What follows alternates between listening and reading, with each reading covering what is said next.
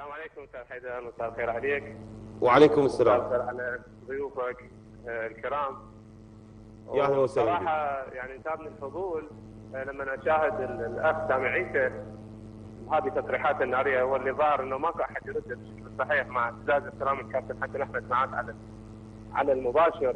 نعم. اليوم هذا الانتقاص الكبير من الدوري العراقي ولاعبين الدوري العراقي ومن المدربين المحليين، المدربين العراقيين، هذول اللي صنعوا تاريخ الكره العراقيه بكل الفترات. والاخ اللي قاعد عندك هو نفسه اللي كان يفتر على هذول المدربين واللاعبين من اجل التصريحات واللقاءات من الزمن اللي يتحدث عنه بال 2003، وهو يعرف كيف كان يعمل اللقاءات.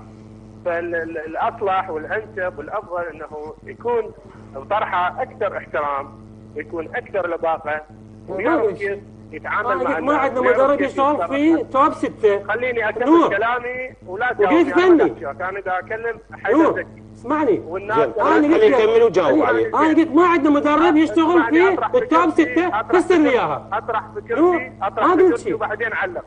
اطرح فكرتي وبعدين علق اللي تريده سويه. احترم الناس واحترم النجوم واحترم المدربين واحترم الكره العراقيه. ما نتجاوز. بدون الكره العراقيه مو صحفي رياضي، جوز تشتغل شغله ثانيه. فالافضل تحفظ لسانك من فتره طويله وانت تطلع تنتقد كل الناس اللي تشتغل بالرياضه العراقيه. لا قلت البعض. انت كنت تركض ورا كل هذول اللاعبين والمدربين من اجل تسوي لقاء. فمن الافضل تحترم وتعرف شلون تطرح. انت ما قاعد جامعه يسوي تتهرب. نور صديقي قاعد تتهرب. نور حتى من يجاوب هو في اطار مهنته يعني. ما يجاوب. جاوبني نور رحم والديك. ليش ما عندنا مدرب عراقي يدرب بالتوب 6؟ وليش ما عندنا لاعب عراقي بالتوب 6؟ على هذا السؤال جاوب. انت ما تسالني، تعرف ارجع واقول لك مره ثانيه، لما تطلع بلقاء لازم تحترم الناس وتحترم النجوم وتحترم الرياضه العراقيه، ولا تضل تسوي لي السردان ما السردان. عيب هذا الكلام. وين قلت السردان؟ قلت السردان وين قلت؟ في حلقه سابقه. حلقه سابقه قبل 3 اشهر. احترم شخصيتك. والبحر كذا كابتن علي هادي شو ما خابرت؟ احترم نفسك شوي. الصباحه ما خابرت لما كان كابتن علي هادي. لو لين سامي فقير. لين سامي يخاف الله. هذا المجال. ليش ما خابرت البارحه؟ كان محترم كابتن علي هادي، بالعكس هو راي هذا.